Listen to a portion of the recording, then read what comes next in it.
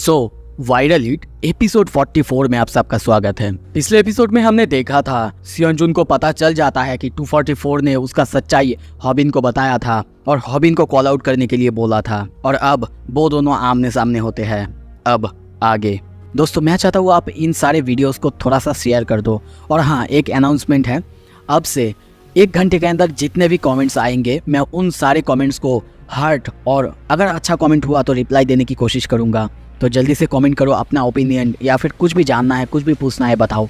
Episode के शुरू में हम देखते हैं सियोंजुन को, वो उसको देखते हुए कहता है तो फिर मैं तुम्हें क्या बताऊं, 244 या फिर जिनहोली। ये सुन के उसको बहुत ज़्यादा गुस्सा आता है और वो कहता है तुझे कैसे मेरा नाम पता है बोल। पर सियोंजुन कहता है तुझे क्या लगता है क्या सिर्फ मुझे इतना ही पता होगा। और तभी देखते हैं वो एक पेन ड्राइव को निकालता है और उसे दिखाने लगता है और कहता है मेरे पास और भी बहुत कुछ है तेरे खिलाफ। और तभी देखते हैं जिनहोली उसके मुंह पे एक जोर से मारता है और उसके हाथ से वो पेन ड्राइव छीनने की कोशिश करता है। पर तभी देखते हैं सियोंजुन उसके सर को pकड़ता है और वहीं पे टेबल पे जोर से मारता है। पर तभी 244 उसको पकड़ता है और उसे नीचे जोर से जमीन पे स्लैम करता है।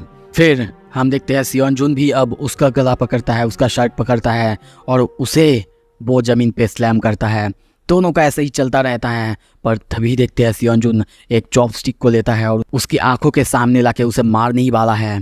पर तभी 244 यानी जिनहोली कहता है हाँ मैं गलत था, मुझे नहीं पता था कि तुमको हमारे बारे में इतना सब कुछ पता है। मैं जू से बोल दूंगा तुम्हें हमारे साइड पे ले ले, उसके बाद तो सब कुछ हमारे बीच ठीक हो जाएगा, है ना। सियोंजुन उसके हाथ पकड़ के उसे उठाता है और कहता है मैं कैसे मान लूँ तेरी बात। वो कहता है मैं प्रूव करके दिखाऊंगा, तो इसके बारे में तुम चिंता मत करो। जितने भी ऑनलाइन के न्यूज़ हैं मैं उन सबको ध्यान में रखूंगा, उन सबको टेक डाउन करूंगा सिवाय भीड़ को छोड़ के। और तभी सियोंजुन उसकी तरफ देखते हुए कहता है जिन्हो याद रखना मैंने तुम्हें बस इसलिए छोड़ दिया, इसलिए नहीं मारा क्योंकि अब भी तुम मेरे लिए काम के चीज़ हो। जिन्हो उसकी तरफ देखते हुए हंसते हुए कहता है सियोंजुन प्लीज़ अब ये जो गुस्सा है, चलो ये गुस्सा हम दोनों मिलके हॉबिन के ऊपर यानी वीट के ऊपर छोड़ते हैं। सीन शिफ्ट होता है, अगले सीन में हमें दिखाया जाता है सारे जो ऑनलाइन के न्यूज़ आर्टिकल्स थे वो सब कुछ अब डिलीट हो चुके हैं। सियोंजुन ये देखता है, बहुत खुश होता है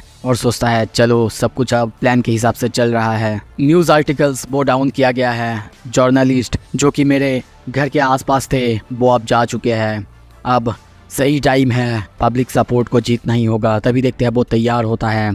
सीन शिफ्ट होता है, तभी हॉबिन को स्नैपर चिल्लाते हुए कहता है वो स्ट्रीमिंग कर रहा है। ये सुन के हॉबिन बहुत ज़्यादा हैरान होता है और कहता है क्या। स्नैपर उसे दिखाता है सियोंजुन लाइव स्ट्रीम कर रहा है। हम देखते हैं सियोंजुन लाइव स्ट्रीम करते हुए सबको सब कुछ बताने लगता है कि सब कुछ जो भी उसके बारे में फैला था, जो भी न्यूज़ फैला था वो सब कुछ झूठ था और सब कुछ एक झूठी कहानी थी। और वो उन सब के अगेंस्ट अब काम करेगा, उन सब के अगेंस्ट कोर्ट में जाएगा जो भी उसके बारे में ये फॉल्स इन्फॉर्मेशन फैलाया था। तभी हॉबिन को देखते हैं सामने देखते हुए वो बहुत ज़्यादा हैरान होता है। हम सियोंजुन को उसका बाल खोलते हुए देखते हैं और तभी वो अपने बाल काटते हुए कहता है मैं सियोंजुन भी एक अब वैसा ही हूँगा, वैसा ही रहूँगा जैसा कि मैं शुरू में था। ये देख के सारे कमेंटेटर, सारे सब्सक्राइबर्स अब बहुत ज़्यादा हैरान होते हैं। स्नैपर ग्यूल वो भी बहुत ज़्यादा हैरान होते हैं। ग्यूल कहती है उसे गलत कहा गया क्या, इसीलिए उसने अपना बाल काटा है। पर तभी हॉबिन सोचता है नहीं, वो अपने बारे में लॉन्ग एक्सप्लेनेशन देने से अच्छा एक क्लियर मैसेज सबको बता रहा है, क्लियर जेस्चर, जिससे कि सबको प्रूव कर सके कि वो सही है।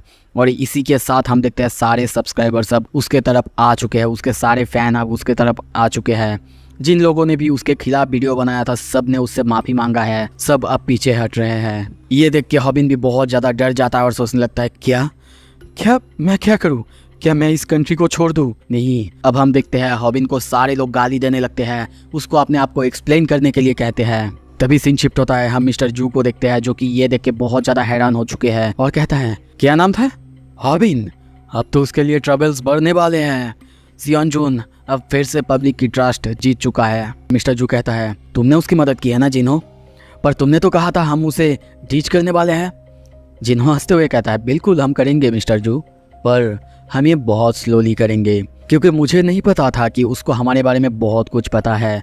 मैंने जितना सोचा था उससे ज़्यादा पता है। उसका फोकस हमें किसी और तरफ शिफ्ट कराना होगा, मतलब भीड़ की तरफ। हम उसको ज़रूर डिस करेंगे, पर तब जब उसका टारगेट भीड़ होगा, हम नहीं। वो कहते हैं अब तक मुझे यह समझ में नहीं आ रहा है, भीड़ यानी वो बच्चा हॉबिन, वो अपने आप को अब कैसे संभालेगा। ये सुन के वो कहता है अरे आपको चिंता करने की बिल्कुल ज़रूरत नहीं है, क्योंकि अभी भी हॉबिन के पास एक तुरुप का इक्का है।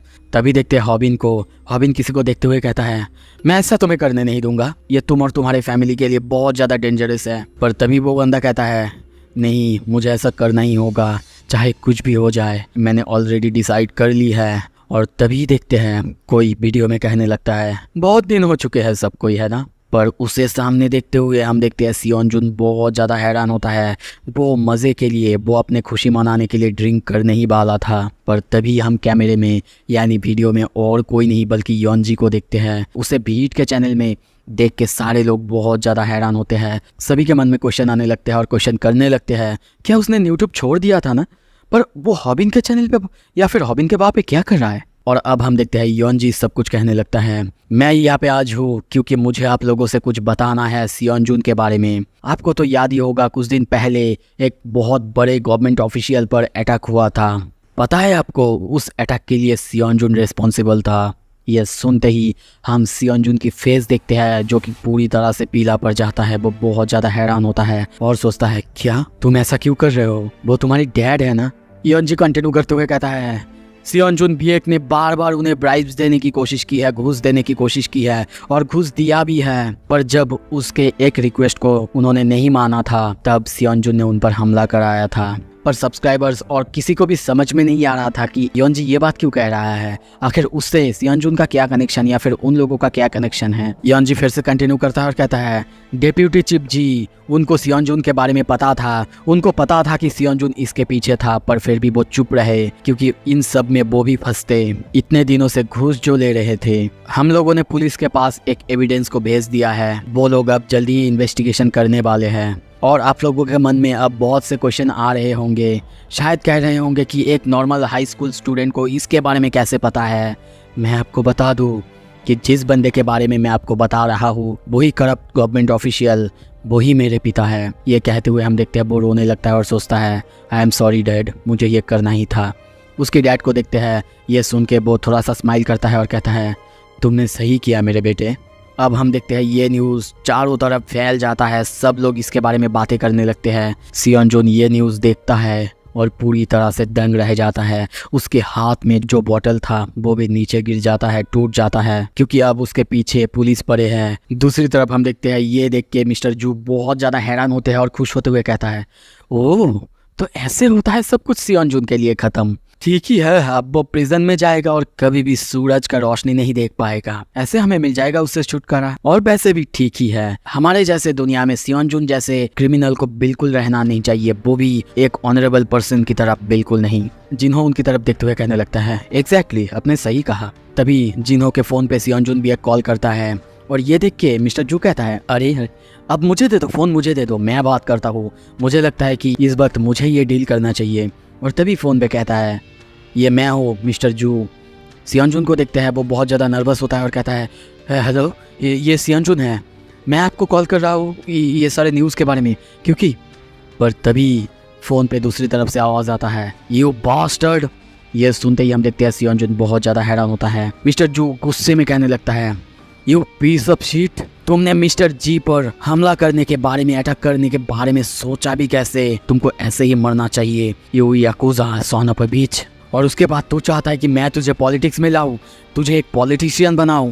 बिल्कुल नहीं, तू एक बुद्धू है, बुद्धू। ये सोचना कि तू अब एक पॉलिटिशियन बन सकता है, एक याकुजा मेंबर होने के बाद भी तू एक पॉलिटिशियन बन सकता है, अब बेकार है, भूल जा इन सब के बारे में।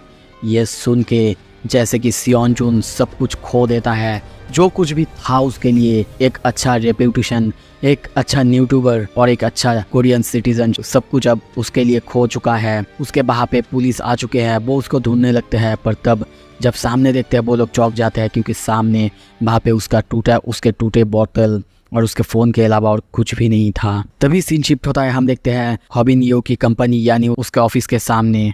तभी स्नैपर गेट खुलता है और कहता है लगता है कि खाना आ चुका है। पर तभी देखते हैं उसके फेस पे एक बहुत जोरदार पंच आके लगता है। उसे कोई बंदा आके जोर जोर से मारने लगता है, उसका बहुत सारा खून निकले जा रहा है। तभी मानगी भी बहुत ज़्यादा खुश होते हुए आगे आता है और कहने लगता है फ्राइड चिकन खाना अब आ चुका है।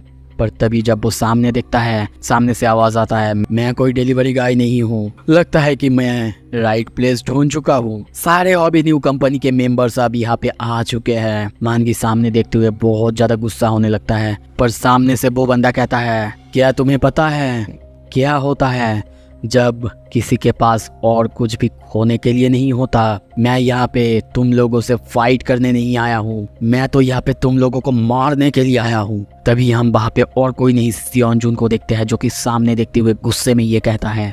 सीन शिफ्ट होता है, तभी हमें सैमडेक की आवाज सुनाया जाता है। वो कहता है ये एपिसोड हाईली एडवांस स्टूडेंट्स के लिए है, इसमें तुम सीखोगे कैसे एक जूडो फाइटर को हराया जाता है। हम देखते हैं हॉबिन ये सब देख रहा था। सैमडेक कहता है जूडो जो कि 1982 में क्रिएट हुआ था जापान में। हॉबिन सोचता है मैंने हर वो चीज मेमोराइज कर ली है, मैं ये सारे वीडियोस देख रहा हूँ, पता नहीं कब जरूरत पड़ जाए क्योंकि मेरा अगला ओपोनेंट हो सकता है सियोंजुन हो क्योंकि वो एक जूडो फाइटर है। पर मुझे नहीं लगता कि इसकी कोई ज़रूरत होगा क्योंकि वो तो जल्द ही प्रिजन में जाने वाला है। पर तभी सामने से उसे बहुत जोर से आवाज़ आता है। वो सामने देखते हुए चिल्लाते हुए कहता है क्या चल रहा है, बाहर से ये कैसा साउंड आ रहा है, हे क्या कोई आया है हमारे यहाँ पे, क्या कोई विजिटर। पर तभी देखते हैं बाहर सियोंजुन मानगी के मुंह पे एक बहुत जोर से पंच मारता है जो कि बहुत जोरदार साउंड करता है। मानगी के नाक से खून बह रहा है। मानगी को ज्यादा कुछ नहीं हुआ, ये देख के हम देखते हैं सियोंजुन कहता है तुम सच में बहुत ज्यादा सॉलिड हो। पर मानगी सोचता है सियोंजुन भी वो एक जूडो फाइटर है राइट, और उसके बाद वो याकुजा गैंग में भी था। पर क्या मेरे लिए जूडो इतना स्कैरी होना चाहिए, मैं तो आराम से हरा सकता हूँ। ये किस तरह का मार्शल आर्ट है जिसमें कि अगर उनके ओपोनेंट्स उनसे हेवी होंगे वो उनके लिए सबसे ज्यादा वीक पॉइंट्स होंगे। आई डाउट कि वो अपने जूडो टेक्निक्स मेरे खिलाफ यूज करेगा। इसका मतलब बस वो एक ही चीज कर सकता है, हम दोनों के बीच डिस्टेंस बनाए रख सकता है। पर मैं कर सकता हूँ बॉक्सिंग। और तभी देखते हैं वो बॉक्सिंग करते हुए आगे जाता है, सियोंजुन को मारने की कोशिश करता है पर सियोंजुन उसके हर एक अटैक को डॉज करते हुए जाता है। पागलों की तरह हंसे जा रहा है जैसे कि अब इस दुनिया में उसके लिए कुछ भी नहीं रखा है। पर मानगी इस तरफ सोच रहा है क्या हो रहा है, वो हर एक अटैक से बच कैसे पा रहा है और वो मेरे क्लोज क्यों आ रहा है। तभी देखते हैं सियोंजुन को वो उसकी तरफ भागते हुए जा रहा है। मानगी ये देख के कहता है मुझे पता है वो क्या सोच रहा है, शायद वो ये देखना चाहता है कि कौन ताकतवर है, पर मैं उसे दिखाता हूँ कि कौन ताकतवर है। वो उसको पकड़ने के लिए चाहता है। पर तभी देखते हैं सियोंजुन उसके बॉल्स पे यानी उसके पैरों के बीच बहुत जोरदार नी स्ट्राइक करता है जिससे मानगी की हालत बहुत ज़्यादा ख़राब हो जाता है। वो वहीं पे बेहोश होने ही वाला है और सोचता है नहीं मैं ये एक्सपेक्ट नहीं कर रहा था। सियोंजुन कहता है ये वही स्पॉट है ना जिसमें तुम्हें सबसे ज्यादा दर्द होता है, ये नेचुरल है, मुझे लगता है कि तुम एक चैंपियन तो बिल्कुल नहीं हो। और तभी देखते हैं उसका गला पकड़ के वो फिर से उसके वही स्पॉट पे मारता है और बार बार मारता ही रहता है। मानगी की हालत अब बहुत ज़्यादा ख़राब होते जा रहा है और सिर्फ इतना ही नहीं वो मानगी की आंखों में उंगली घुसा देता है और वहाँ पे भी प्रेशर मारता है। मानगी की हालत अब बहुत ज़्यादा ख़राब हो चुका है। सियोंजुन कहता है सब कोई कहते हैं तुम अपने ओपोनेंट के खिलाफ फाइट आसानी से जीत सकते हो अगर तुम अपने ओपोनेंट्स के प्रेशर पॉइंट पे मारोगे, पर पता नहीं लोग इसे यूज़ क्यों नहीं करते, ऐसा करते क्यों नहीं। मानगी सोचता है नहीं मुझे कुछ करना ही होगा और उसको ग्रैब करने के लिए वो आगे जाता है। पर तभी देखते हैं सियोंजुन उसको पकड़ के उसे एक जोरदार जूडो स्लैम करता है जिससे मानगी वहीं पे बेहोश हो जाता है। कुछ देर बाद देखते हैं सियोंजुन उसे खींच के घर के अंदर लाता है। वहाँ पे हम मानगी की बहुत सारा खून भी देखते हैं। कुछ देर बाद हम देखते हैं वो आके फ्रिज खोलता है, वहाँ पे एक बियर का कैन था, वो उसके फेस पे जोर से उस बियर का कैन को मारता है जिससे मानगी का बहुत ज़्यादा खून वहाँ पे निकल आता है। हमें सियोंजुन को दिखाया जाता है वो बिल्कुल पागल हो चुका है जैसे कि अब उसको रोकने के लिए कुछ है ही नहीं। कुछ देर बाद देखते हैं वो उस बियर के कैन को खोलते हुए कहता है बाय द वे तुम लोग तो माइनर हो ना, तो फिर इन माइनर्स के फ्रिज में ये बियर का कैन क्या कर रहा है? पता है तुम्हें ये बहुत ज्यादा अनफेयर है। मैं अपनी पब्लिक इमेज के लिए बियर पीना, अल्कोहल पीना भी छोड़ दिया हूँ। वैसे क्या तुमने अपना नोज ड्रॉप गैंगनम में कराया था ना? वैसे गैंगनम बहुत ज्यादा अच्छा है। हम मानगी की नोज ड्रॉप कराया हुआ जो पिन था उसको बाहर देखते हैं। सियोंजुन कंटिन्यू करते हुए कहता है, तुम्हें पता है मैं वहाँ पे पॉलिटिक्स ज्वाइन करना चाहता था, पर क्यों, ना जाने क्यों मैं ऐसा बन चुका हूँ। ये सब कुछ तुम लोगों की वजह से है, सब कुछ। वैसे तुम लोग मुझसे माफी मांग सकते हो। पर तभी देखते हैं योनू आता है वहाँ पे। ये देख के वो बहुत ज्यादा हैरान होता है और गुस्से में कहता है, तुम एक मॉन्स्टर हो। पर और कुछ कहता उससे पहले हम देखते हैं सियोंजुन उसके पेट पे जोरदार एक पंच मारता है और कहता है, योनू हम लोग एक साथ में थे ना। योनू को देखते हैं वो उसकी उस पंच को आसानी से सरवाइव कर लिया है और सोचता है मैं इस दर्द को सह सकता हूँ। और तभी देखते हैं वो उसे पंच मारने के लिए जाता है और कहता है, हाँ बिल्कुल हम एक साथ थे, पर अभी मुझे बहुत ज़्यादा रिग्रेट है। वो उसे मारता उससे पहले ही देखते हैं जो बियर सियोंजुन पी रहा था उस बियर को वो उसके फेस पे फेंकता है जिससे उसकी आंखें बंद हो जाता है। और तभी देखते हैं सियोंजुन उसको पकड़ता है और फिर से जूडो स्लैम मारने के लिए जाता है। योनू सोचता है ये शोल्डर थ्रो, मुझे लगता है कि मैं इसे इंड्योर कर सकता हूँ। पर तभी सोचता है, पर क्या मैंने कभी अपने बैक को ट्रेन करा है? तभी देखते हैं उसका बैक, उसका पीठ जाके जो टेबल था उसके कॉर्नर पे लगता है जिससे योनू की हालत बहुत ज़्यादा ख़राब होता है। वो दर्द से वहीं पे चीखने लगता है। सियोंजुन अब जोर जोर से कहने लगता है, तुमको शायद ऐसा कुछ करना नहीं चाहिए था। अगर तुमको मुझे एक्सपोज करना ही था तो कुछ दिन बात करते, जब मैं एक पॉलिटिशियन बन चुका होता। मुझे और थोड़ा सा लैडर क्लाइंब करने देते और थोड़ा सा। तुमको जो पसंद है वो ही कर रहे हो, जिसको कि तुम पसंद करते हो, कराटे। पर मेरा क्या? क्यों लोग मुझे मैं जो करना चाहता हूँ वो करने नहीं देते? तभी देखते हैं वो उसे एक नुकीले चम्मच से मारने ही वाला होता है। तभी वो सामने देख के हैरान होता है और कहता है, व्हाट द हेल, ये करने के लिए अब बहुत ज़्यादा लेट नहीं हो चुका है स्नैपर? क्या तुम इसे एक एविडेंस के तौर पे रखना चाहते हो या फिर तुम इसे लाइव स्ट्रीम कर रहे हो? क्या ये बेस्ट नहीं होगा कि तुम इन सब को अब फिल्म ना करो? What a professional. पर तभी स्नैपर कहता है, बिल्कुल सही, ये मेरा जॉब है। और तभी देखते हैं वहाँ पे हॉबिन आ चुका है। स्नैपर की हालत ख़राब होते हुए भी वो अब लाइव स्ट्रीम करे जा रहा है। सियोंजुन उसे देखता है और कहता है, तो तुम यहाँ पे आ चुके हो। शायद पता है ये हमारा डेस्टिनी है कि हम दोनों को एक दूसरे का सामना करना ही होगा। तुम्हें क्या लगता है हॉबिन? वैसे क्या ग्रेट एंट्रेंस मारा है तुमने? क्या यही रीज़न है तुम्हारा चैनल इतना ज़्यादा पॉपुलर है? और तभी गुस्से में कहने लगता है, एक स्टेप बस, और एक स्टेप चाहिए था मुझे, उसके बाद मैं कर सकता था, मैं सब कुछ हो सकता था जो कि मुझे चाहिए था। क्यों तुमने ऐसा किया? बताओ मुझे हॉबिन, कुछ तो कहो तुम। हॉबिन के हाथ में हम देखते हैं सेसमे ऑयल को। वो उस ऑयल को अपने ऊपर डाल लेता है और कहता है, सियोंजुन ये देख के बहुत ज़्यादा हैरान होता है। हॉबिन कंटिन्यू करता है और कहता है, क्या अब कोई पॉइंट बचा हुआ है? कोई भी पॉइंट? आखिर किस तरह की आंसर तुम्हें चाहिए, बताओ मुझे।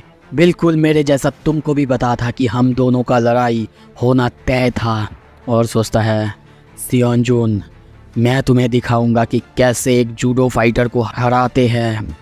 क्या हॉबिन उसे हरा पाएगा? अब क्या होगा? क्या सियोंजुन जेल जाएगा या फिर कुछ और होने वाला है? अगर आपको देखना है प्लीज़ सब्सक्राइब कर लो और इस वीडियो को लाइक करो, शेयर करो, सबको दिखाओ यार। Thank you so much video देखने के लिए।